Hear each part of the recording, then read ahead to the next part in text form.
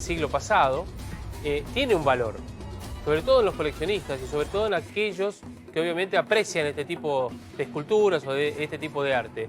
Reitero, esto ocurrió en la ciudad de Mar del Plata, el robo fue a fines de abril, detenido Pablo Molinari, de 43 años, la carátula es robo, fue trasladado directamente a la cárcel de Batán.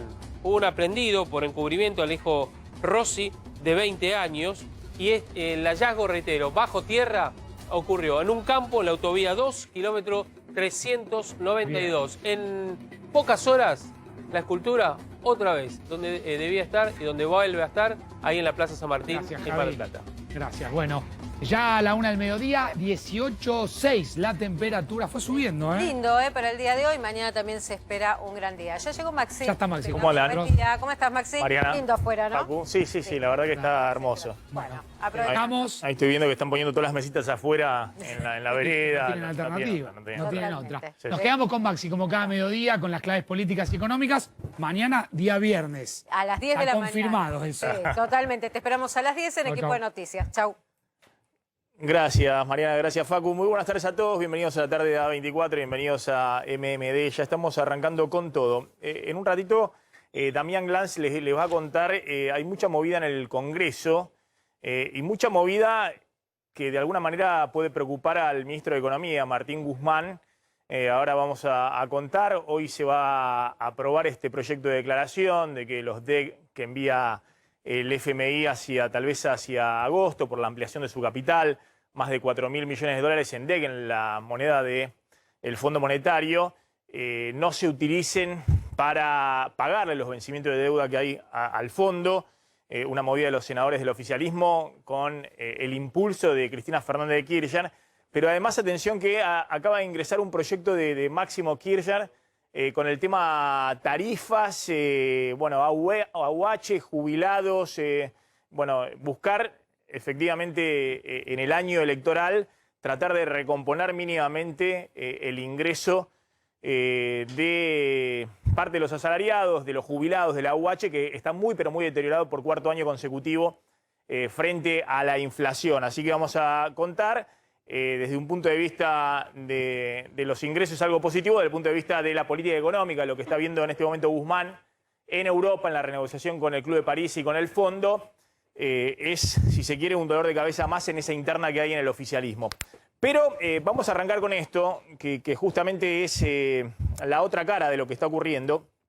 Mientras Guzmán hasta ahora seguía con el ajuste, pero parece todo indicar que llegó al límite, y ese límite se lo está marcando Cristina Fernández de Kirchner, el propio Axel Kicillof, este tipo de proyectos de Máximo Kirchner, le dijeron hasta acá llegaste, y de hecho se ve en los medios del oficialismo el reconocimiento de que hasta ahora había un ajuste fiscal importante sobre sectores importantes de la población, los jubilados, salarios públicos, bueno, lo que venimos contando todos los días mirando las cuentas fiscales, pero que ahora en más se terminó ese ajuste, eso es lo que transmiten, y evidentemente algo de eso hay cuando uno mira las movidas que hay, sobre todo del ala dentro del gobierno, liderada por Cristina Fernández de Kirchner. Pero mientras tanto, mientras están ahí todavía en la puja, Alberto Fernández junto a Guzmán de un lado y Cristina y Axel Kicillof del otro, Guzmán y Alberto Fernández haciendo malabares en la negociación con el fondo para ver cómo llega a buen término esa negociación y con el Club de París, y mientras tanto van mostrando Guzmán especialmente los números fiscales de la Argentina, que va achicando el déficit fiscal que se disparó el año pasado, y Cristina y Axel Kicillof reclamándole que hasta acá llegó, que ahora es momento de tratar de repartir sobre todo a los sectores que han quedado más postergados y más atrasados frente a la inflación y que están sufriendo una fuerte caída de su poder adquisitivo. Mientras tanto, este señor, el presidente del Banco Central, Miguel Pelle, viene con una estrategia, venimos contándolo, de acumulación de dólares muy fuerte en las reservas del Banco Central. ¿Para qué? Para prepararse de la pulseada que va a tener en el segundo semestre del año. Básicamente está el Banco Central en una estrategia en la cual está acumulando la mayor cantidad de dólares posibles en estos meses de temporada alta de liquidación de los agrodólares, de la cosecha gruesa, con la super soja batiendo récord arriba de los 600 dólares, pero porque sabe que se viene una pulseada muy fuerte en la segunda parte del año. Y con esto quiero arrancar. Vamos rápidamente para así podemos mostrar efectivamente lo que está haciendo Miguel Pelle, el presidente del Banco Central, en esta acumulación de dólares en las reservas, comprando la mayor cantidad de dólares que se puede todos los días. Fíjense, había vendido el Banco Central una gran cantidad de dólares, más de 5.000 millones de dólares el año pasado. En parte tenía que proveer dólares para el pago de los vencimientos de deuda, porque Argentina siguió pagando el año pasado a los acreedores privados hasta abril, y después fue pagándole los vencimientos que había a los organismos internacionales. Pero además salió a vender fuertemente ya a partir de julio, cuando se reabren más los bancos, fuertemente dólares en el mercado cambiario para que no haya una disparada del tipo de cambio oficial. En ese periodo de 3-4 meses el año pasado, hasta que llegamos al momento máximo de crisis a fines de octubre, cuando se disparan los dólares alternativos, el blue a casi 200 pesos, el Banco Central vende 5.000 millones de dólares. Todas las ventas, todos los meses, el Banco Central poniendo dólares sobre la mesa para evitar una devaluación mayor del tipo de cambio oficial y que eso generara una estampida inflacionaria todavía mayor. Y desde diciembre empieza a comprar dólares. Y esa compra de dólares se ha acelerado fuertemente en marzo-abril. En los 2 meses compró alrededor de 1.400, 1.500 millones de dólares por mes. Y viene también muy fuerte en mayo. El último dato oficial es hasta la semana pasada, hasta el 7 de mayo, que llevaba comprados más de 600 millones de dólares, pero siguió comprando en los últimos días en datos extraoficiales de mercado y viene acelerando esa compra de dólares muy acelerada. ¿Para qué? Para acumular la mayor cantidad de dólares en las reservas netas. Esto es lo que les decía, entre abril y noviembre del año pasado vendió más de 5.400 millones de dólares del Banco Central y lleva comprado ya desde que comenzó el año hasta principios de mayo 4.800 millones de dólares, y que ya compró el 87%, cerca del 90% de los dólares que vendió en la corrida cambiaria del año pasado. Pero ¿por qué Pelle está rápidamente en este periodo de acumulación de reservas? Bueno, porque sabe que después se viene una situación muy difícil en el segundo semestre del año. Fíjense, cuando recibió el gobierno Alberto Fernández, había reservas netas, es decir, las reservas disponibles, los dólares contantes y sonantes que tiene el Banco Central, descontado el swap con China, descontado los encajes de los depósitos del sector privado en el Banco Central, que obviamente no son dólares del Banco Central, sino de los depositantes, o el swap con China, que es hoy más de 20.000 millones de dólares, más de la mitad de las reservas brutas que tiene el Banco Central, que es un préstamo con China, pero difícil venderlo en medio de una corrida en el mercado cambiario. Los dólares contantes y sonantes que le deja Macri a Alberto Fernández son 11.538 millones de dólares de las reservas netas cuando asume Alberto Fernández. Por supuesto, Alberto Fernández tenía en los meses siguientes vencimientos fuertes de deudas, sobre todo con los acreedores privados, que sigue pagando desde diciembre hasta abril, y eso genera una caída fuerte de las reservas netas, porque Argentina no tenía posibilidad de refinanciar esos vencimientos, entonces fue pagando y las reservas netas van cayendo fuertemente. Pero se acelera esa caída cuando, les decía, a partir de julio del año pasado empieza una corrida muy grande, cuando se reabren los bancos en plena pandemia, y el Banco Central ya no solo usa las reservas netas, los dólares disponibles, para pagar vencimiento de deuda en dólares, sino ahí fundamentalmente para poner toda la artillería en el mercado cambiario, vender los dólares y evitar una devaluación mayor. Bueno, el cuadro anterior, las reservas cayeron a un mínimo de 2.240 millones de dólares, los dólares únicos disponibles. Algunos decían, no, el Banco Central ya no tiene reservas netas. Bueno, los datos eran estos, digamos. Es cierto que en estas reservas se contabiliza parte del oro que tiene el Banco Central en las reservas netas y demás, pero bueno, esta es la disponibilidad que tenía el Banco Central en el nivel crítico, porque si se te acaban estos dólares disponibles, primero no podés pagar ningún vencimiento más de deuda, porque tenés que empezar a canjear el swap con China, empezar a hacer otro tipo de operaciones para seguir pagando algún vencimiento de deuda en dólares. Y segundo, no tenés poder de fuego para vender dólares contantes y sonantes en el mercado cambiario para evitar una devaluación. Bueno, desde diciembre pasado y muy marcadamente en los últimos 2 meses y medio, desde marzo, abril y lo que va de mayo, el Banco Central está recuperando sus reservas netas, los dólares que tiene acumulados disponibles en las reservas. Ya está casi en 6.000 millones de dólares.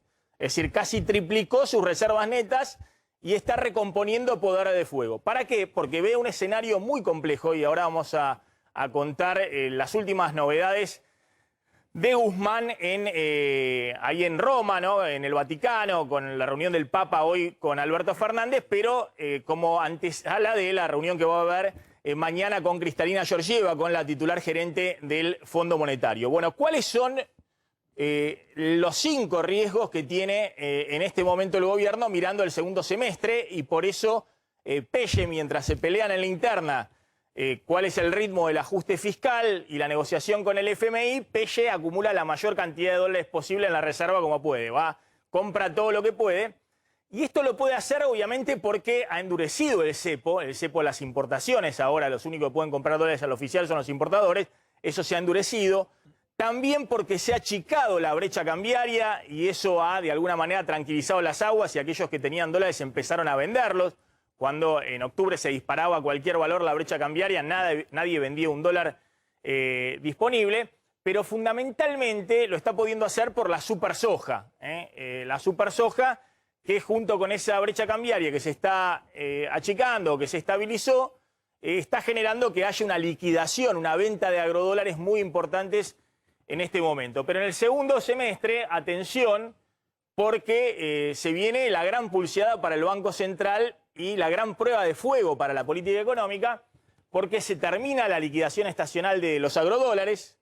Esto es estacional, analizamos los últimos 10 años y siempre en este segundo trimestre del año es la mayor cantidad de ingresos de agrodólares y después disminuye a partir de julio, esto muy marcadamente, porque se disparan los vencimientos de deuda en pesos. Atención que en el trimestre julio-septiembre hay casi 1 billón de pesos que vencen de deuda del Tesoro y que hay que renovarlo porque todo lo que no se renueve va a ser mayor dolarización y presión sobre el tipo de cambio alternativo, el contado con liquidación y el MEP.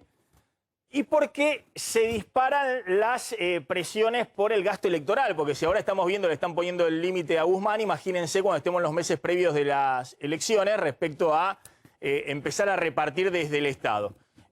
Además, atención, porque es típico esto en la previa de las elecciones, 1 mes, 2 meses antes de las elecciones, el riesgo de la dolarización preelectoral. Y está toda la discusión de qué se hace con los vencimientos grandes que tiene la Argentina con el FMI, uno en septiembre y otro en diciembre.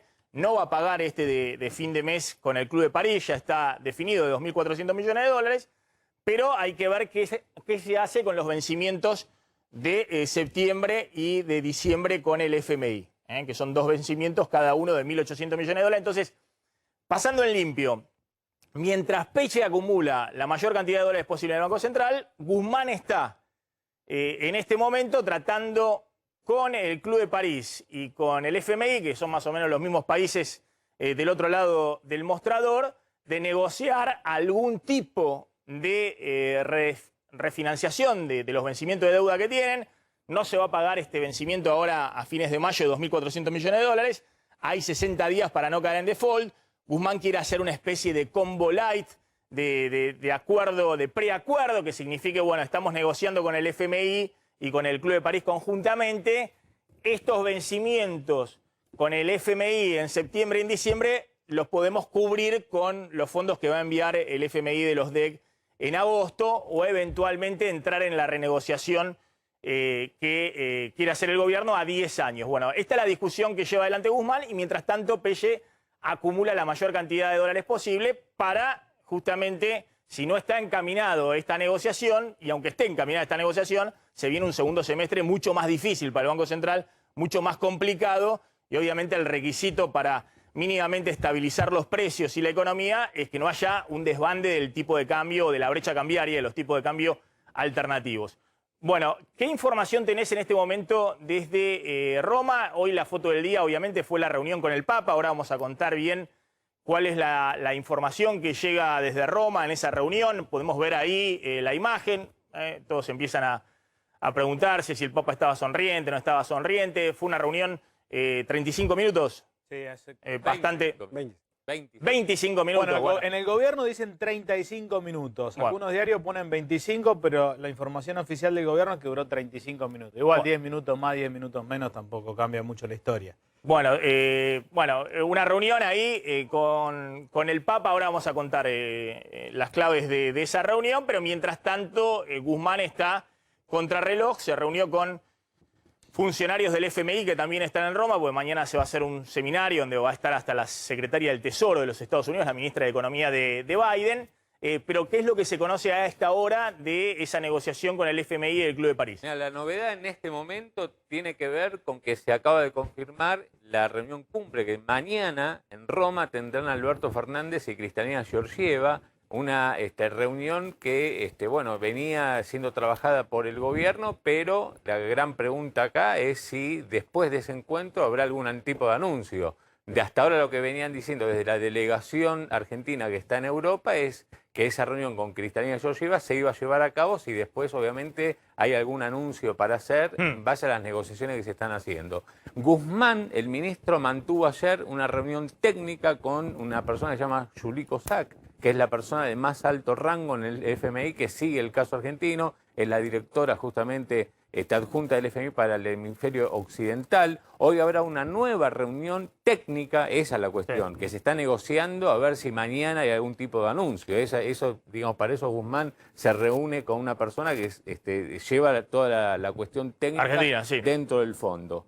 ¿Qué está negociando Guzmán? Lo que se llama un acuerdo light con el FMI de manera tal de postergar, por un lado, lo que vos decías, el pago de los 2.400 millones con el Club de París. El Club de París lo que dice es, nosotros te postergamos el pago, pero vos tenés que tener un acuerdo con el FMI. Entonces lo que está negociando con Guzmán es un acuerdo, pero no un acuerdo con todos los chiches, sino un acuerdo light, que lo que implique es demorar este pago del Club de París, decir que estamos en una negociación y acá y tratar de hacer un acuerdo final con todas las condicionalidades que lleva un acuerdo con el Fondo Monetario, con los números de meta fiscal, meta monetaria, recién para después de las elecciones. Está bien, pero el FMI, los vencimientos con el FMI, esos no se pueden postergar. Lo que sí se puede hacer es usar los DEC para cancelar esos vencimientos. Bueno, por eso lo que hizo la Argentina en el 2002, 2003, cuando asume Kirchner, siguió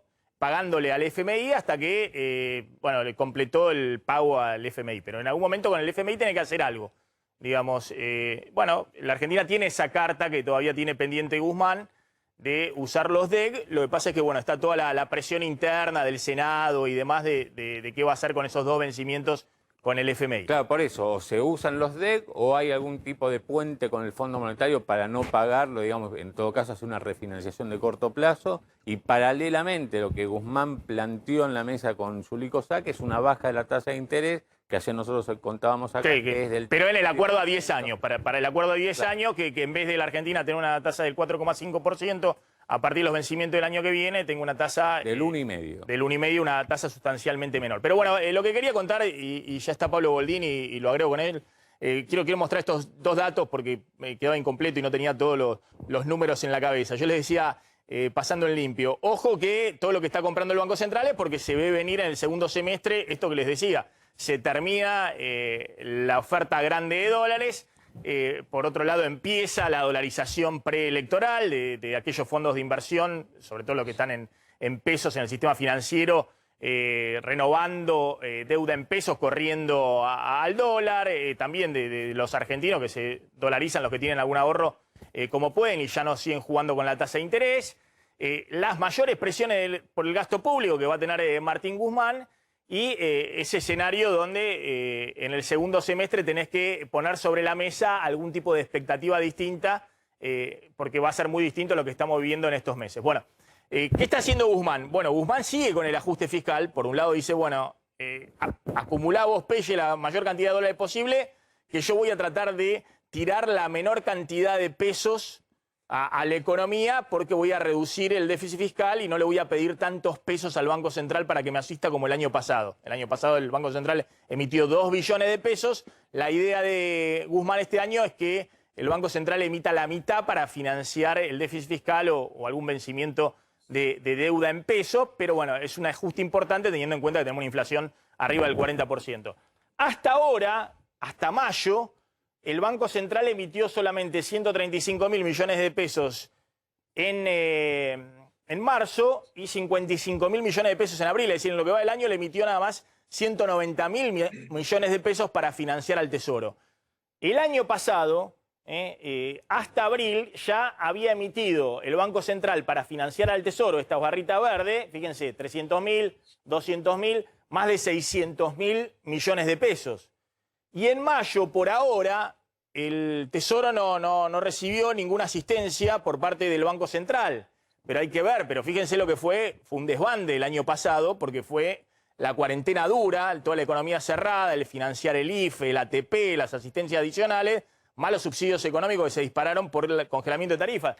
En mayo del año pasado, el Banco Central le emitió 400.000 millones de pesos y se los giró, los pesitos, con la impresión de pesos, la Casa de la Moneda al Banco Central. El Banco Central se lo giró al Tesoro.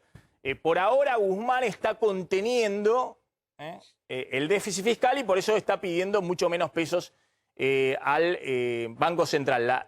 La pregunta es cuánto aguanta esto teniendo en cuenta las presiones crecientes que hay de Cristina, de Kicillof y en general de la política en medio de un año electoral.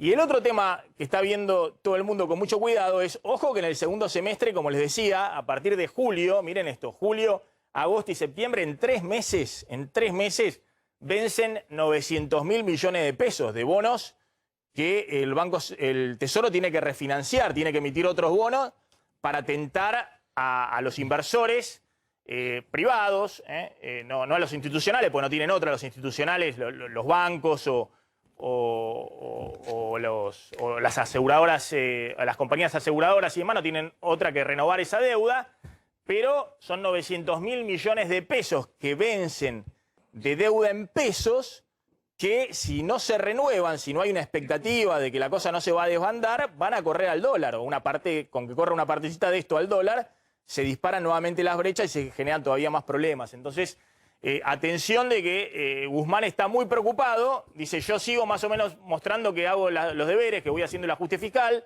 vos Pelle seguí acumulando dólares y vemos si podemos hacer una carambola en la negociación con el fondo y con el Club de París. Hay sobre todo 2 fondos de inversión extranjera que tienen esta deuda en pesos, una parte relevante de esta deuda en pesos, que bueno, vienen deshaciendo esos vencimientos, no renuevan todo, parte le piden los pesos al Tesoro y corren al dólar y de esa manera también presionan sobre los tipos de cambio alternativos. Está Pablo Goldín. Pablo, ¿cómo andás? Gracias por atendernos, el director de la consultora Macroview. ¿Qué tal, Maxi? ¿Cómo estamos? Bueno, ¿qué relevancia le das a la negociación en este momento de Guzmán ahí en Roma? Me imagino que también le debe haber pedido alguna plegaria, alguna oración al Papa, pero ¿qué importancia le das a la negociación con los funcionarios del FMI en este momento para ver cómo se encamina esa negociación? Mirá, nosotros, todo el mundo cree, incluso el gobierno está dando toda la expectativa y la sensación de que la negociación está pateada.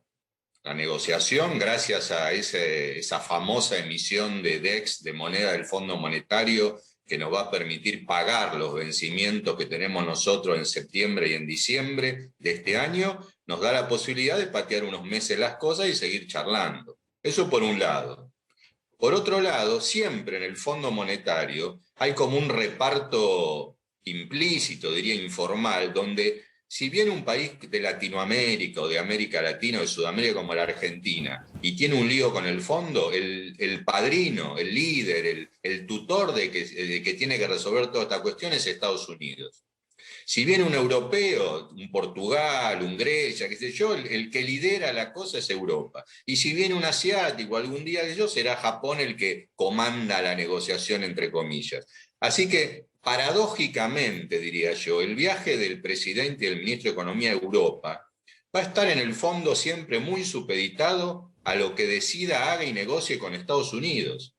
Porque en cualquier momento va a tener que aparecer el Tesoro americano o el Departamento de Estado americano a tener que lidiar con esta situación. Porque los DEX alcanzan para el 2021, pero ya en el primer trimestre del 2022 tenemos 5.000 millones de dólares que pagarle al fondo. No, ya los vencimientos en el 2022 son una locura porque eran el grueso de los vencimientos que había negociado Macri. 2022, 2023, ya se sabía que era imposible pagar, aún si no estuviéramos en esta situación, la pandemia y demás. Eso iba a refinanciarse. Te pregunto, bueno, mañana va a estar en este seminario Janet Yellen, la secretaria del Tesoro, la ministra de Economía de Biden. Está Stiglitz, que es muy cercano al propio Guzmán, fue el tutor ahí de investigación en Columbia, el premio Nobel de Economía, que además tiene una relación muy cercana con la administración Biden, ¿no? Con los demócratas, con la propia Yellen. ¿Vos ves que ahí hay la posibilidad de que pueda encauzarse mínimamente la negociación si se utilizan estos DEC que va a enviar el FMI para pagar los vencimientos de septiembre y diciembre? No, los DEX van a ser para puente, para ganar tiempo y seguir negociando. Yo me imagino, me puedo equivocar, pero capaz que mañana empiezan a aparecer los comunicados diplomáticos formales de que todos nos llevamos bien, de que todos estamos haciendo los deberes, de que el presidente se reúne con la directora del Fondo Monetario, que aparece ahí a la vista cercano el Departamento de Estado de Estados Unidos, pero no creo que pasen a mayores todas estas cosas. Acá lo que se tienen que reunir es el propio gobierno argentino en Buenos Aires, no en Europa, porque acá el principal cortocircuito que hay yo creo que está en Buenos Aires.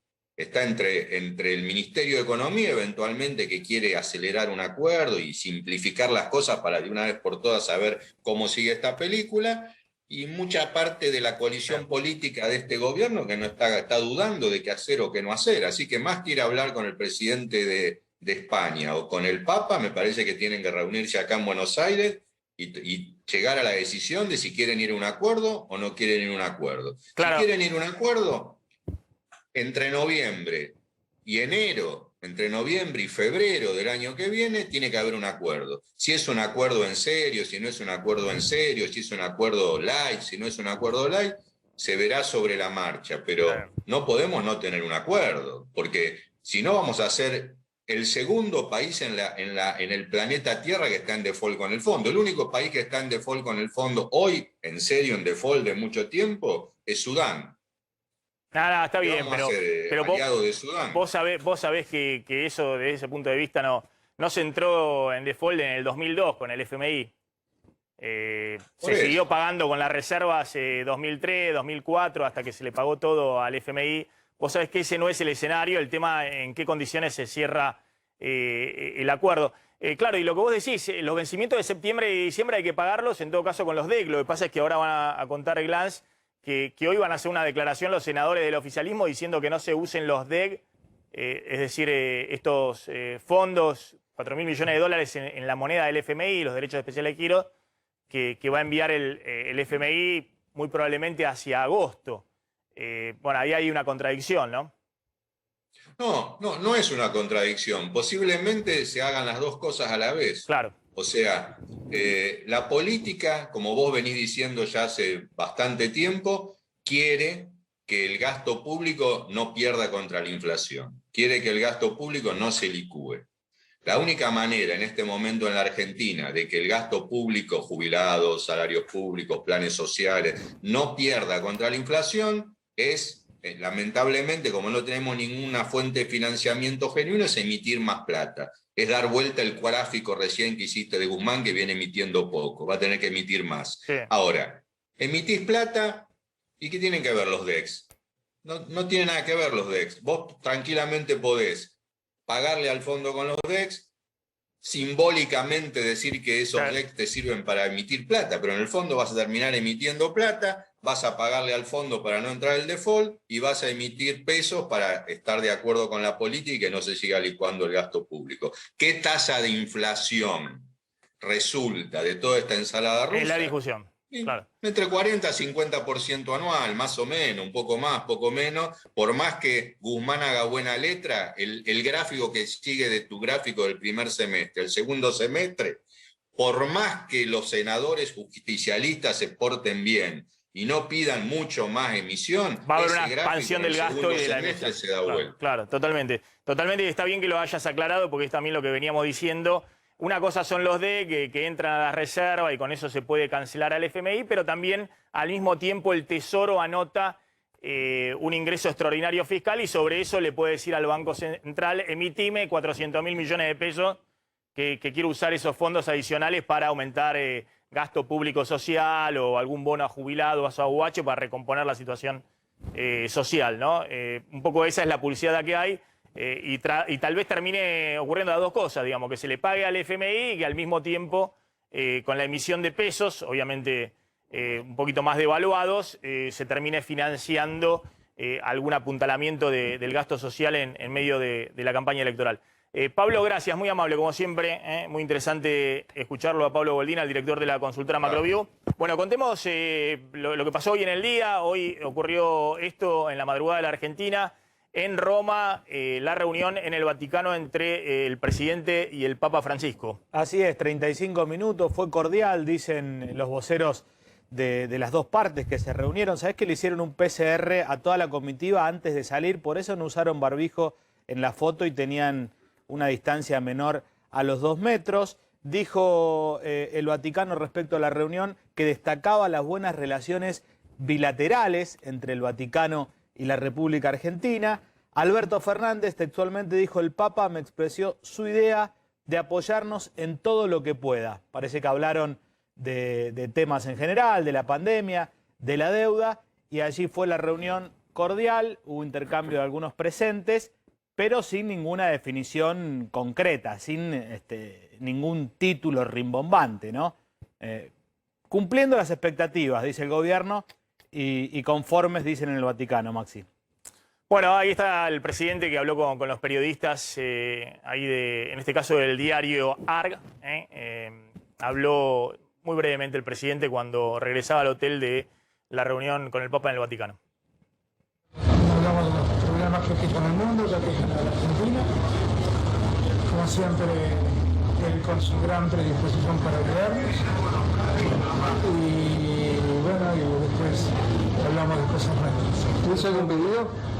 ¿Hizo algún pedido en particular? Realmente lo que estábamos haciendo, cómo estábamos avanzando en las negociaciones, y él siempre, como siempre hace, me expresó su idea de apoyarnos en todo lo que pueda apoyar. ¿Se le invitó a la Argentina, presidente? Siempre lo invito, pero es una decisión de él. Busquemos una foto de Janet Yellen, la secretaria del Tesoro, una de Joseph Stiglitz, que es el Premio Nobel de Economía, que además fue conjuntamente ese año con George Akerlof, que es el esposo de la secretaria del Tesoro de Biden, de Kristalina Georgieva y de Martín Guzmán, porque me parece que Guzmán va a estar de alguna manera rodeado mañana en este seminario sobre justamente refinanciación de deudas de países en desarrollo o algo por el estilo. Va a estar rodeado de gente que piensa muy similar a él en términos del enfoque de la economía. Son lo que se llaman nuevos keynesianos o algo por el estilo. Y ese es un poco el enfoque que está teniendo el Fondo Monetario. Pero bueno, después está la discusión si esa buena sintonía que hay respecto a cómo están mirando la economía hoy también puede ayudar o no a la Argentina. Esa es la gran reunión de mañana, en paralelo al encuentro entre Kristalina Georgieva y Alberto Fernández. Sí, Maxi, habitualmente el Vaticano no suele hacer declaraciones de las reuniones privadas, como la que fue esta, entre el Papa y quienes lo visitan. De todos modos, el gesto de haber precisamente logrado esto, primero la participación de Guzmán en esta reunión en el Vaticano, que es la segunda oportunidad que realiza el Vaticano un seminario en el que está Guzmán y la directora gerente del Fondo Monetario Internacional, es sin dudas la expresión de lo que decía el presidente, que el Papa le había prometido ayudarlo en todo lo posible. La gestión del Papa ante el Fondo Monetario es parte digamos, de esa reunión. Por lo tanto, también el presidente, más allá de haberle ido a pedir, también le fue a agradecer esta posibilidad de gestionar este encuentro que pone al ministro Guzmán a la par de otros ministros, digamos, figuras centrales en el mundo, y estamos hablando del ministro de Economía de la Argentina, digamos. Por eso, para, digamos, la Sí, hay Argentina un economista más que está muy cercano al Papa, que se llama Jeffrey Sachs, un economista norteamericano que viene trabajando mucho, es el quinto integrante, digamos, ahí de estos seminarios, que viene organizando estos seminarios, porque es como una especie de asesor del Papa en todas las cuestiones de desarrollo y demás, y son los que van a rodear a Guzmán en esta discusión. No me quiero detener en esto, ¿tiene algo más para este tema? No me quiero detener más en esto. Ahora vamos a hablar de qué está pasando con la ley, qué está pasando en el Congreso. Bueno, hay mucha información, así que cada uno va saliendo a la cancha con eso.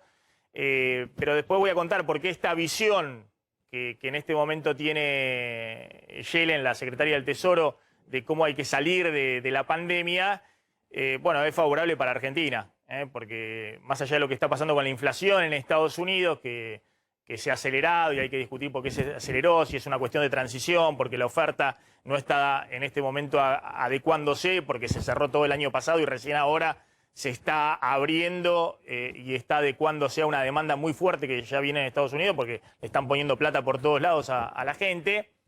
Pero bueno, Yellen y junto a la Reserva Federal vienen sosteniendo de que no hay que enfriar esta recuperación económica, no hay que subir fuerte las tasas de interés, ni de corto plazo para financiar el consumo, ni de largo plazo para financiar la inversión, y eso es favorable para la Argentina, porque indica que están aguantando los trapos en este escenario que es muy favorable para la Argentina, de tasa de interés bajísima a nivel internacional y commodities volando, que son la contracara de esas bajas tasas y el dólar devaluado. Esta es Janet Yellen, este es Joseph Stiglitz, el tutor de investigación o el padrino intelectual de Guzmán, y esta es Cristalina Georgieva, que va a estar mañana con Martín Guzmán. Por eso, sí, los funcionarios, perdóname, los funcionarios de Estados Unidos van a estar por Zoom, ¿no? No es que están todos presenciales, pero van a estar allí presentes. Registren este nombre, porque es el que articuló toda la cuestión del seminario este que se va a llevar a cabo mañana, y es un poco el brazo político del Papa Francisco. El obispo Marcelo Sánchez Orondo es el gran articulador de todas las cuestiones que tienen que ver con las negociaciones entre el Vaticano, la política y la economía, Maxi. Ahí, Maxi, bueno, vamos, ya está. Una cosa, ahí es muy importante, desde el Ministerio de Economía, ¿qué es lo que dicen? Dicen, aprovechemos que el Fondo Monetario está más flexible que nunca, justamente en este marco de pandemia, acepta cosas que en una negociación que antes era más riguroso, por ejemplo, en todo lo que tiene que ver metas fiscales. Ahora, cuando Guzmán baja al gobierno, a Alberto Fernández, y le dice, mira, es un buen momento para acercarnos, hacer un acuerdo, llevar certidumbre cambiaria, ahí lo que aparece es la interna dentro del gobierno, de un lado el kirchnerismo, que está diciendo, no, mira, tenemos un problema con la pandemia, la segunda ola, usemos todos los recursos que podamos para volcar a la economía, y por el otro lado tenés a Guzmán que te dice apurémonos para cerrar el acuerdo. Entonces esto es lo que vamos a tener la definición en las próximas horas. Glans, tema ley, se está discutiendo en el Congreso el tema de las nuevas restricciones. Sí, exactamente. Ayer contábamos lo que fue esta reunión de comisión. Hubo dictamen ayer, pero las negociaciones, de hecho, recién empiezan. El oficialismo pretende llevar el próximo jueves al recinto este proyecto en la Cámara de Senadores, pero a esta hora se le están alejando algunos aliados claves a Alberto Fernández para lograr precisamente la sanción de este proyecto de ley, que tiene que ver con, de hecho, el sector de los diputados, porque la negociación es cruzada también con la Cámara de Diputados, que responden al gobernador Schiaretti, también aquellos que responden a Roberto Lavagna, y al grupo de senadores y diputados de dos provincias radicales, como nosotros contábamos, de Corrientes y de Jujuy, que inicialmente iban a acompañar a este proyecto de ley. ¿Cuáles son los temas que están en discusión? Por un lado, como veníamos contando, las autonomías provinciales y el rol de los gobernadores. Si efectivamente, ¿qué van a poder decidir los gobernadores en situaciones en las que no haya coincidencias con el gobierno nacional y sobre todo la decisión que está tomando el gobierno de avanzar igual sobre la educación presencial cuando, por ejemplo, se declare la situación de alarma en alguna región. Y el otro tema es que no contempla la particularidad de de cada ciudad del país. Y de hecho ayer uno de los aliados del gobierno, que es el senador por Río Negro Beretilnec, contaba el caso de Bariloche, que es una ciudad que vive del turismo grupal y que precisamente, turismo estudiantil, lo mismo que puede ser, digamos, alguna ciudad de Córdoba, que por el proyecto, hasta que no termine la pandemia de coronavirus, no va a haber turismo grupal.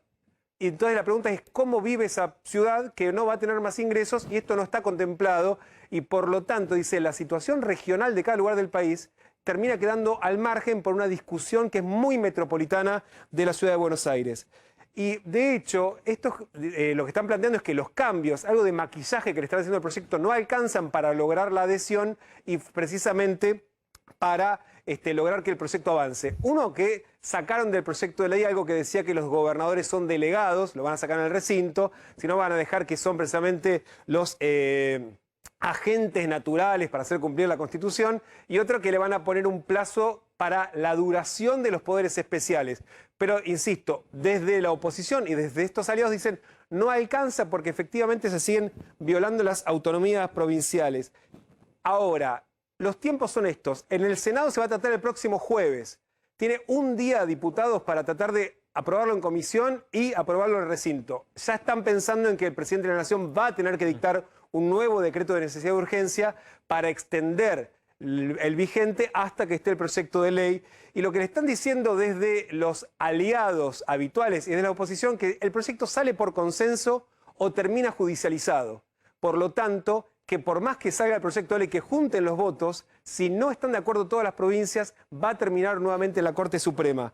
Y además de esta discusión con los aliados, hay un tema dentro del propio bloque, que ahí hay un enojo del sector K que le está reclamando al presidente, tanto al ministro, de jefe de gabinete Santiago Cafiero, como a la secretaria legal y técnica, que lo mandaron sin haber intentado un consenso previo, y por otro lado, que precisamente no les dieron tiempo para poder trabajarlo. Y el apuro se lo están facturando, y de hecho, te decía que las miradas le están reprochando a la Casa Rosada que no hay una, digamos, que terminó uniendo a la oposición en vez de lograr adhesiones para el oficialismo. Y como te decía, las miradas apuntan a estos dos funcionarios, que son el jefe de gabinete, el que mandó tarde el proyecto, le está acusando, y Vilma Ibarra, a quien dicen es la que de hecho ayer lo defendió y es la principal redactora del proyecto. A ver, está el diputado Luis Di Giacomo, que es diputado nacional de Juntos Somos Río Negro. ¿Por qué querés hablar con este diputado? No, de hecho, porque es de diputados, es de la misma fuerza política de Beretilnec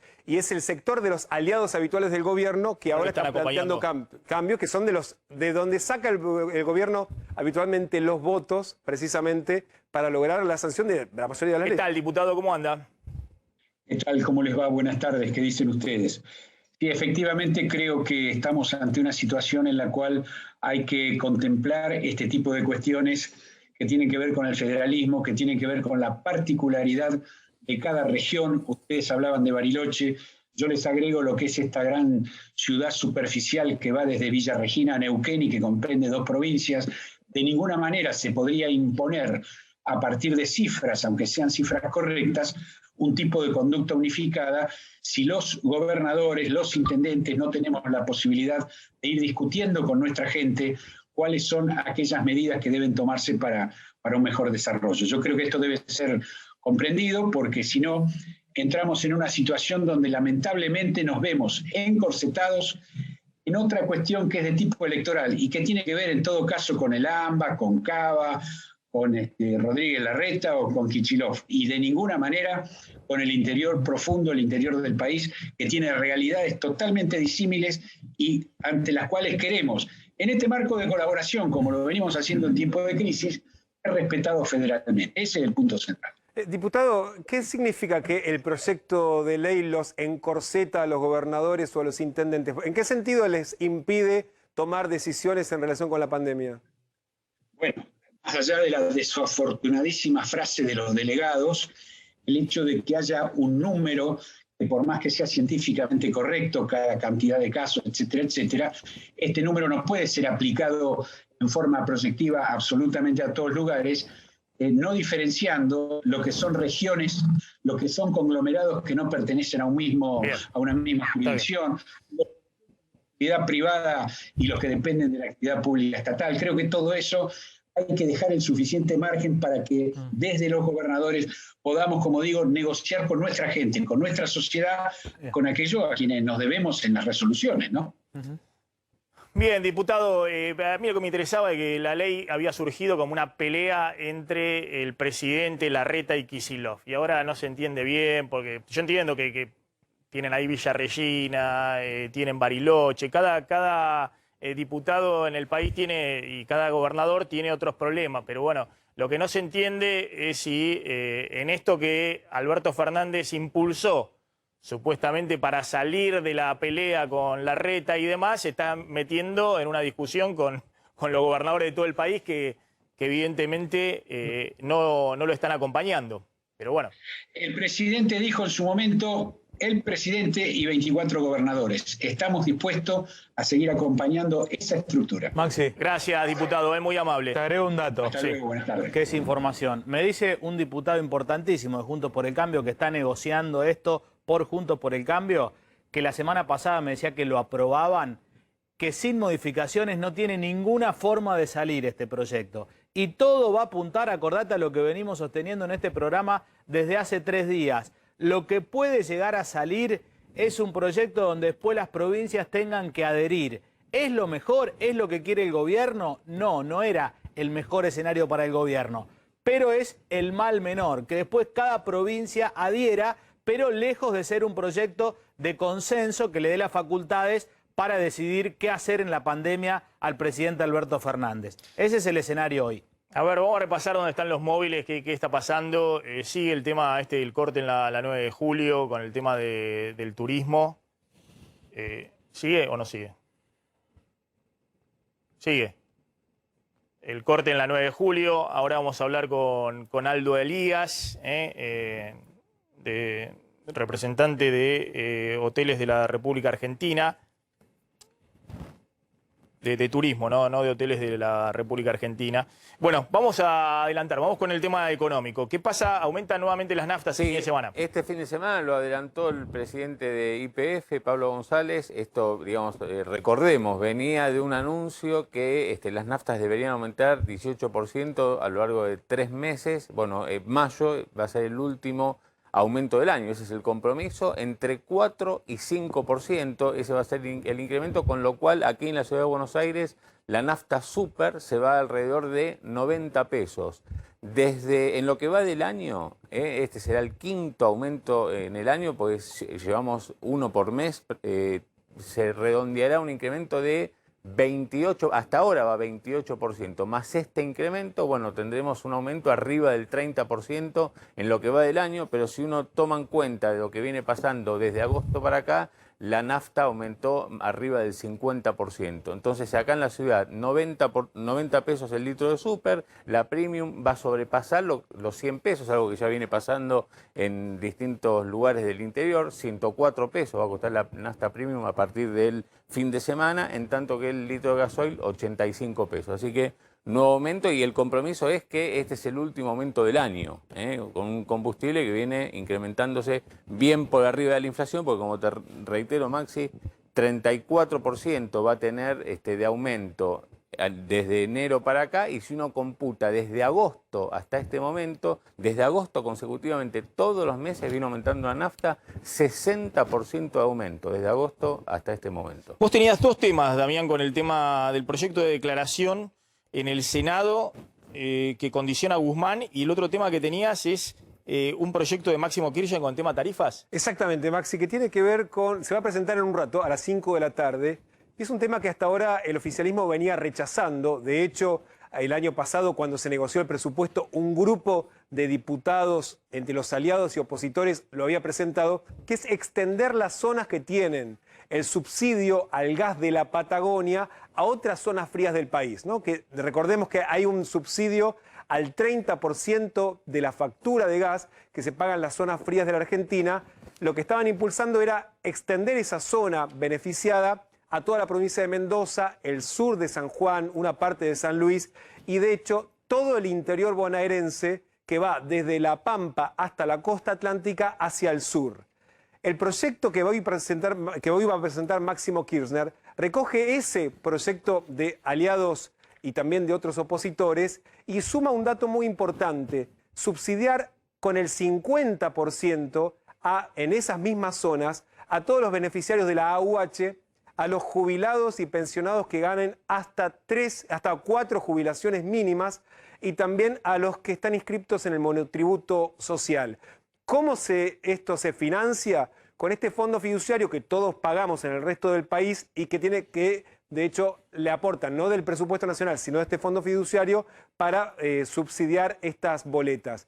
De todos modos, ya el resto de las provincias que van a esperar a que ingresen esto, van a pedir, y este es el dato fuerte, que se compense también a todos los usuarios residenciales de AUH, jubilados que ganan hasta 4 jubilaciones mínimas, para que no haya, de hecho, un desequilibrio entre el beneficio que reciben algunos ciudadanos en el país porque viven en una zona y los demás.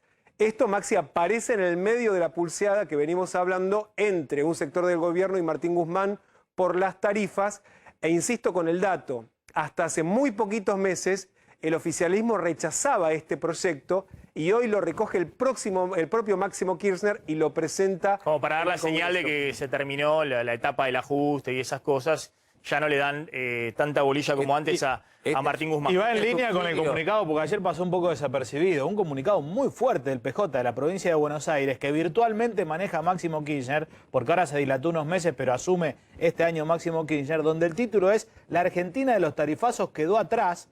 Y después, dentro de otras cosas que dice, critica el ajuste a mansalva, calienta la ortodoxia neoliberal, ¿no? Falta que lo nombren a Martín Guzmán nada más. Este subsidio, el de la Patagonia, alcanza a 3 millones de usuarios. Bien, lo que quieren hacer ahora es más que duplicar justamente el alcance, lo que contaba acá. ¿Tenés el tema del Senado? ¿Tenías una placa o algo con el tema del Senado? No, senadores se reúnen ahora a la tarde y a las 2 de la tarde empieza la sesión. A partir de las 2 de la tarde, sesión, justamente lo que venimos hablando acá, la intención de sacar un proyecto de declaración por el cual condicionan a Guzmán a no utilizar estos DEC para pagar el vencimiento de la deuda con el fondo, sino a utilizarlos para hacer frente a la pandemia. O sea, dejar esos DEC en las reservas y como vos dejás los dólares en las reservas y emitís pesos contra ese respaldo. Ese es el proyecto de declaración. Recordemos que Alberto Fernández dijo, esto no es vinculante, esto no me obliga a nada, pero bueno, es una cuestión más de la pulseada política. Cuéntenme después, a ver por qué la delegación argentina, cuando estuvo en Madrid, estuvo en París y ahora en Roma, muestra permanentemente que a partir de las 7 de la tarde se corta todo en esas ciudades. ¿Qué está pasando con los...? ¿Podemos contar un poco qué está pasando con los contagios en esas ciudades que están, me parece que están mucho mejor de lo que está hoy la Argentina y verdaderamente están desiertas las calles en Roma, en París lo mostraron y en Madrid. Ahora vamos a contar por qué siguen con el toque de queda. Levantaron otras restricciones, pero por qué siguen con el toque de queda esas ciudades, siendo que tienen mucho más avanzada la vacunación y tengo entendido que en términos de casos, de contagios, están mucho mejor de lo que está ahora. Sí, vienen bajando muchísimo, pero todos han acordado que la nocturnidad se suspende precisamente hasta lo que decía Pedro Sánchez el otro día, que le quedaban, bueno, ya son 97 días para lograr la inmunidad de rebaño. Ahora vamos a mostrar algunas imágenes, pues muy impresionantes, digamos, claro, porque, bueno, llama la atención. Está Aldo Elías, se suspende, otra de las noticias, se suspende el feriado puente, lo hablábamos ayer, del feriado puente el 24 de mayo, se suspende. Justamente parece una movida sensata desde el punto de vista de si no querés alentar los movimientos y demás, dadas las actuales restricciones, pero bueno, el sector turístico sigue muy golpeado. Aldo, gracias por atendernos, como siempre, el presidente de la Cámara de Turismo. ¿Cómo está impactando esto? ¿Es algo que más o menos ya sabían, que lo venían negociando o algo que les sorprendió?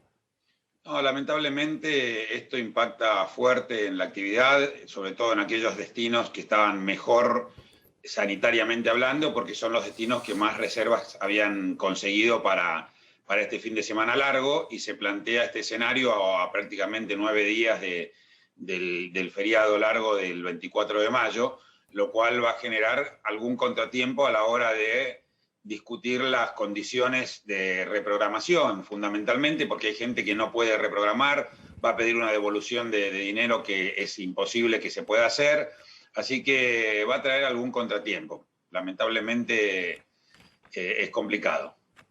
Ahora, precisamente había cierto consenso, al menos en la comunidad científica, lo hemos escuchado al ministro de Salud de la Ciudad de Buenos Aires, que el feriado largo de Semana Santa había sido tal vez la explicación en parte de la segunda ola. ¿No creen que efectivamente esto puede llegar a evitar al menos que vuelvan a saltar los casos?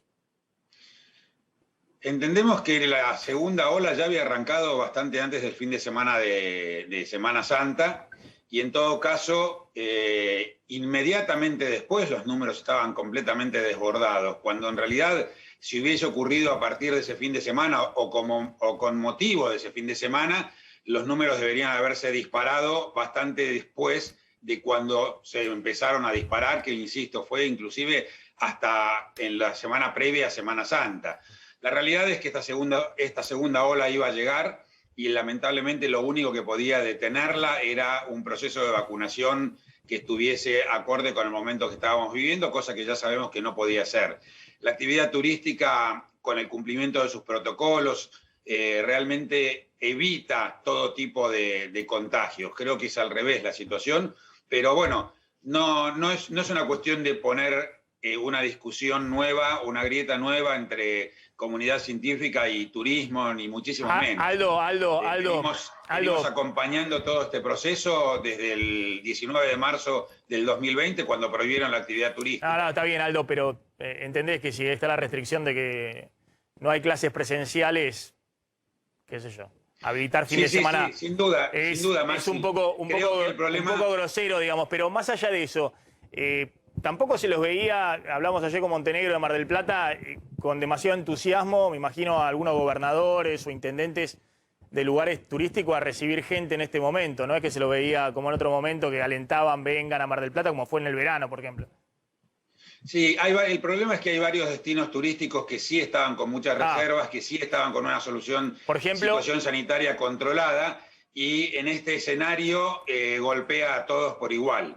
Fuera de eso, creo que hay lugares donde claramente no debería haber actividad turística, y esa situación la hemos acompañado, insisto, desde el día 19 de marzo, en que se prohibió la actividad turística cuando había solamente circulación del virus en el AMBA, y terminamos a fin de año con circulación comunitaria en todo el país y la actividad turística prohibida. Ese es el punto complicado, pero no es para generar una discusión ni muchísimo menos. En realidad estamos complicados, como vos dijiste, como actividad, con un parate muy grande y con un escenario de cara a lo que viene ahora, mayo, junio, complejo, cuya única tabla de agarre era el fin de semana de mayo, y ahora, bueno, se ha visto interrumpido. Aldo, gracias, como siempre un gusto, muy amable atendernos. Vamos a la calle Corrientes, ahí está nuestro colega Leo Godoy. Leo, ¿cómo andás? ¿Qué tal, Maxi? Buenas tardes. Bien, estamos aquí en Avenida Corrientes, en el límite, digamos, lo que es Corrientes y Larrea, donde se produce esta situación, donde desde Larrea hasta Junín, digamos, sentido hacia el centro, como que va en la mano de Corrientes, empieza todo lo que es los manteros, donde se pueden ubicar, donde hay una especie de acuerdo, entre comillas, ¿no? Donde están ya mantas de un lado y del otro, vas a ver en ambas veredas, y en este lado, del lado derecho, fíjate lo que es el espacio que queda para la circulación, con la gente que compra en la calle, los locales del otro lado y lo que se forma de aglomeramiento ahí de personas, ¿no? De este lado se ve mucho más que del otro lado. Pero si giramos con Marce, fíjate, para mostrarte cómo cambia el panorama de un lado y del otro, desde Pasteur, sentido, digamos, en contramano a Corrientes, hacia, podríamos decir, provincia, fíjate lo que es. Aquí no hay manteros. Hay una zona donde hasta Pueyrredón no hay manteros. Bueno, esta es la situación que se da, y obviamente los comerciantes de un lado y del otro notan la diferencia. Quienes no tienen mantero tienen la posibilidad de vender y de ofrecer su mercadería de forma normal. Sin embargo, desde la REA hacia el otro lado, la situación se complica y mucho. Gracias, Leo, muy amable, muy amable. Acá estoy viendo, claro, están cuestionando la foto esa grande del Papa con Alberto Fernández, con Guzmán. Sí. Están todos sin barbijo, ¿por qué? Vos sabés que fue un pedido, dicen en el gobierno del Vaticano, hacerle PCR el mismo día antes de entrar a la reunión a todos los que concurrieron. Si a esto le sumás que todas las autoridades del Vaticano por eso están vacunadas. Con ese PCR podían... Ese PCR se lo mandaron a hacer al hotel a la mañana muy temprano, antes de llegar al Vaticano. La reunión con el Papa fue a las 10 de la mañana. Y fue un pedido del Vaticano, incluso la foto esa sin el barbijo. El Papa está vacunado con 2 dosis de la Pfizer, creo. No, como Pfizer, de la Sputnik V. Bueno, 2 dosis de la Sputnik V. ¿Ah? Sí. Al igual que la mayoría, que todos los que están... No, el Papa. Perdón, me estaba hablando de Papa. Pfizer. Pero dicen en el gobierno, un pedido del Vaticano expreso, porque claro, en comunicación del gobierno se fijaban, ¿no?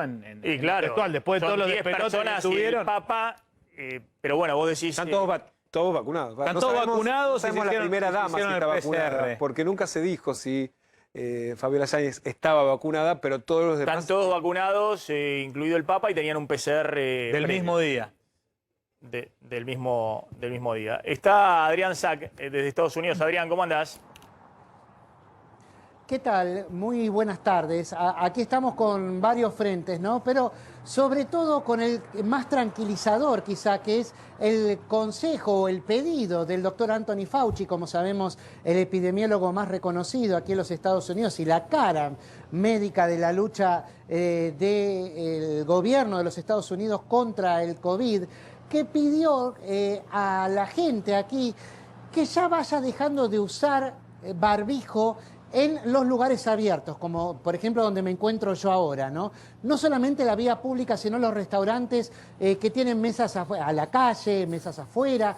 Entonces, lo que insistió en esto, ¿por qué? Porque tiene mucho que ver con este sector de la población que está siendo muy difícil de convencer de que se vacunen porque creen que no sirve.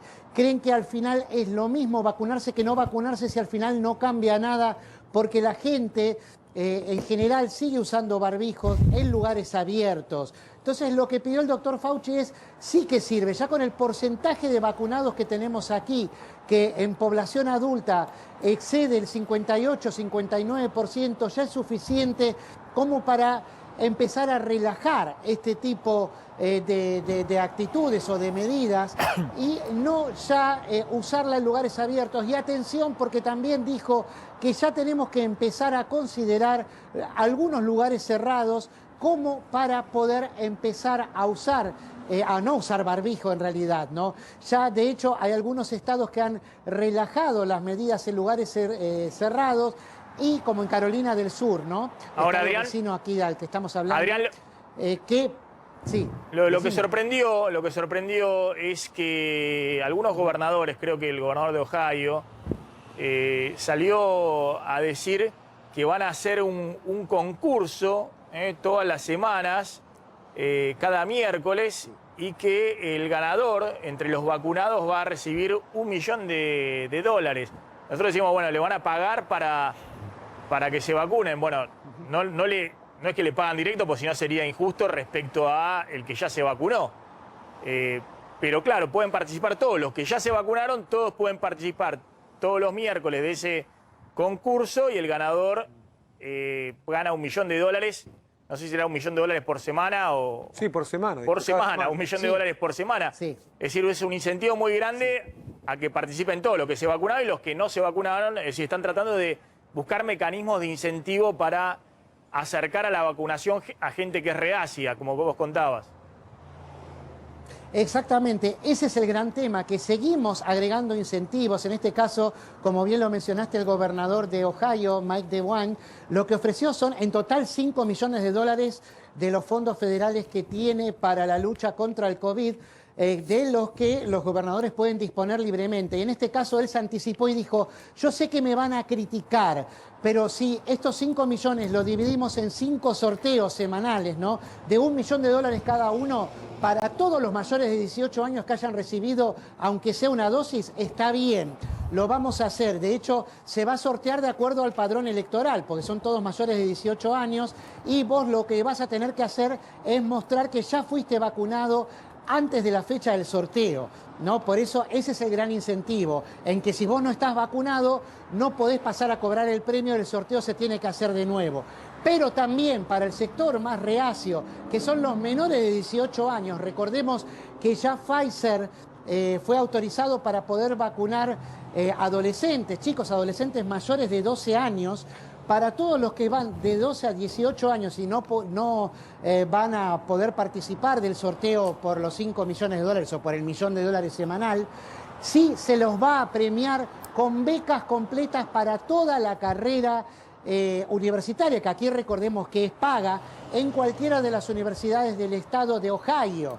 No serían 4 años completamente pagos de arancel universitario. Las carreras van desde $30.000 en adelante. Ahora, es muy impresionante, ¿no? es muy impresionante lo que contás, Adrián, pues en realidad están sorteando $1 millón por semana. Estamos contando $5 millones, sí, ¿no? $1 millón por semana ahí en Ohio. Y es probable que esto se extienda a otros estados, porque justamente el problema que tiene Estados Unidos ante un exceso muy grande de vacunas fabricadas es, bueno, que se vacune todo el mundo antes de que le empiecen a liberar al resto del mundo. Acá estamos en un momento totalmente distinto. La gente está desesperada por conseguir una vacuna y no hay vacuna suficiente todavía para cubrir a los grupos de riesgo. Y empieza la disputa también política de los que quieren acceder en sus distritos a vacunas, también para mostrar que están vacunando. Imagínate si acá en algún momento vacunan a todos y dicen, bueno, ofrecemos $1 millón para el que, entre los vacunados. Qué bárbaro, ¿no? Es la abundancia por un lado y la escasez por el otro, que Argentina obviamente no está sola en esta escasez, pasa con la mayoría de los países del mundo, pero bueno, se está discutiendo esto a nivel político en este momento. Larreta quiere conseguir vacunas por su lado y Kicillof, también desmarcándose del gobierno nacional, también quiere conseguir vacunas por su lado. Exactamente, de hecho hay una suerte de disputa entre los dos para ver quién logra conseguir en el mundo primero vacunas. De hecho, Kicillof mandó esta semana un proyecto de ley a la legislatura bonaerense para precisamente que lo autoricen a negociar la compra de vacunas y firmar contratos, incluso en dólares, que tenga también cláusulas reservadas. Y de hecho, como en el Senado provincial no tiene mayoría propia el Frente de Todos, está negociando con Juntos por el Cambio que lo respalden con este apoyo. Y la apuesta principal de Kicillof pasa por poder comprarle a la producción local de Sputnik V, que no le van a poder comprar directamente al laboratorio Richmond, sino van a tener que negociar directamente con el Fondo Ruso de Inversión Directa, pero es uno de los pocos que hoy sí le está vendiendo a, digamos, estados subnacionales. De hecho, en su momento, Lula da Silva había conseguido con Rusia un contrato para 3 estados brasileños, que finalmente después Bolsonaro se los volteó, pero de hecho hoy Rusia, a través del Fondo Ruso de Inversión Directa, podría venderle a la provincia de Buenos Aires. Distinta es la estrategia que está llevando adelante Horacio Rodríguez Larreta, que de hecho ya está gestionando ante Estados Unidos. Se reunió hace un par de días con la encargada de negocios, la que está hoy encargada de la Embajada de los Estados Unidos en la Argentina, para tratar de acelerar la importación de las dosis que Estados Unidos no va a utilizar de AstraZeneca, y ya está de hecho sumando a esta estrategia al resto de los gobernadores de Juntos por el Cambio, como para sumar volumen y también para sumar dimensión política a la estrategia. Es decir, no solamente que sean vacunas para la ciudad de Buenos Aires, sino también para otras provincias. Un poco se mete, Maxi, la campaña electoral de 2 de las figuras que probablemente sean protagonistas de las próximas elecciones presidenciales, o al menos tienen intención de serlo, ahora también sumándose a la pelea global por las vacunas. Vos sabés que a propósito de... Vacunar es la mejor política económica y también se dan cuenta que es la mejor política electoral. que entre los vacunados la opinión es una y entre los que no están vacunados es otra, ¿no? Sí, no, a propósito de esto, acaba de salir con una declaración Carlos Bianco, el jefe de gabinete de la provincia de Buenos Aires, por el lío que se armó. Viste que el ex jugador de fútbol Almeida, su padre en azul, murió por COVID, entonces él propuso regalarle a los 55.000 habitantes de Azul las vacunas que había negociado en Estados Unidos, donde es director técnico, comprarlas para mandarlas a Azul. Bueno, le dijeron, no, eso no se puede hacer. Se armó toda una polémica con esto y salió Carlos Bianco, en línea con lo que contás vos, Damián, con declaraciones hace un ratito nada más, donde afirma que la provincia está negociando la compra de vacunas con una decena de laboratorios y en las mismas condiciones que el gobierno nacional. Pero bueno, ahora empieza a liberarse en los estados subnacionales. Vos imaginate que hay multinacionales muy grandes con una capacidad económica enorme y esas multinacionales hubiesen querido tener, primero que nadie, a su gente, a sus empleados vacunados. Y tampoco esas multinacionales pudieron acceder a la vacuna. Pero no solamente acá, no pudieron acceder en Estados Unidos, donde en Estados Unidos el que reparte es el Estado Nacional y ahora los gobernadores a los cuales... Acá la única que pudo aquí es una periodista, una colega de la televisión rusa. Vos sabés que mandaron un lote de vacunas los rusos aparte para vacunar a los empleados de la televisión rusa. A la embajada de Rusia en Argentina. Sí, sí. Por afuera del circuito con el gobierno, ¿no? Claro, pero bueno, porque gente es a la embajada, porque es, claro, es su propio país. Ruso, claro. Imagino que acá la embajada norteamericana no habrán ido a hacer la cola para vacunarse. Claro. No sé, me imagino. Tal vez sí, pero no creo. Adrián, contabas, bueno, sobran las vacunas. ¿Cómo viene? Repasá los datos, ¿cómo viene la vacunación en Estados Unidos? ¿Cómo no? Por el momento tenemos hasta el día de hoy el 35.4% de la población de los Estados Unidos, general, no adulta, ya recibió las 2 dosis. O sea, ya pasamos ampliamente la tercera parte con inmunidad total. Y el 46.4% de la población total se fue vacunada hasta ahora con una sola dosis. Estamos hablando de 154 millones de personas que ya tienen al menos una dosis. En algunos estados, sobre todo en el noreste, el porcentaje de población adulta vacunada ya llega casi al 80%, ¿no? Y son estados, por ejemplo, como Vermont o Maine, donde ya la cantidad de casos nuevos y de muertes descendió de manera muy abrupta. Se está ya logrando, como se empezó a lograr en California la semana pasada, el efecto ya cercano a la inmunidad de rebaño. Todavía no es inmunidad de rebaño, pero se llama punto de no retorno, ¿no? Donde ya se cree que no va a volver a haber nuevas olas, nuevos resurgimientos del COVID por la cantidad de vacunados y de inmunizados, naturalmente, por haber tenido la enfermedad, que aquí en los Estados Unidos ya son 32 millones de personas, ¿no? Es casi el 10% de la población ha sido infectada con COVID y lo saben, ¿no? Entonces, eso es un dato realmente a tener en cuenta y por esa razón se están ya relajando las medidas, se está pidiendo esto que te comentaba recién de no usar barbijo en público y de empezar a estudiar cómo dejar de usarlo en privado. Pero si me dejan solamente un datito respecto a lo que estaban hablando recién acerca de lo que quiso hacer Matías Almeida, ¿no? De importar vacunas. El gran tema es que mientras las vacunas tengan autorización de emergencia, ahora tienen esa autorización provisional que corresponde haber sido aprobada de manera provisional con 2 meses de datos de eficacia y seguridad. Cuando la vacuna pasa a tener la autorización definitiva, por la que ya Pfizer pidió, ¿no? Ya a partir de ahí sí se va a poder comercializar la vacuna, sí podría Almeida comprarlas, por ejemplo, por afuera de los acuerdos entre estados. Y además, por ejemplo, aquí en los Estados Unidos podría hacerse obligatorio su uso por parte de empresas, o sea, las empresas podrían obligar a sus empleados a vacunarse, cosa que ahora no se puede hacer porque la vacuna tiene una autorización provisoria y solo se puede manejar a nivel de estados. Adrián, gracias, como siempre, impecable. Adrián Saad, desde Estados Unidos. Bueno, está el presidente de la Cámara de Shoppings, esta tarde están haciendo una manifestación, los shoppings. A las 5 de la tarde, sí, frente al Abasto. Bueno, está Mario Nirenberg. Mario, gracias por atendernos como siempre, un gusto. ¿Cuál es la situación de los shoppings? ¿Siguen cerrados? Y obviamente si siguen las restricciones en el mismo parámetro a partir del 21 de mayo, uno tiende a pensar que van a seguir cerrados después del viernes de la semana próxima.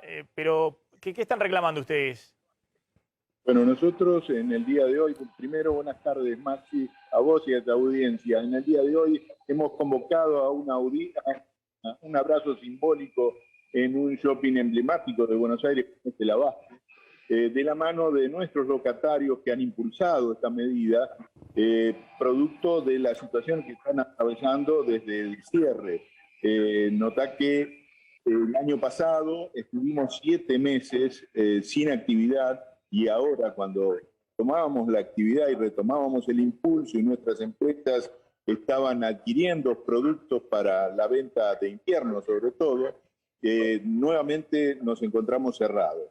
Esto afecta a 4.500 pymes, afecta empleos que tenemos en el AMBA por 40.000, de manera que a esta convocatoria se ha sumado también el sindicato de empleados de comercio, que también va a participar. ¿Están cerrados los shoppings tanto en Ciudad de Buenos Aires como en el Gran Buenos Aires?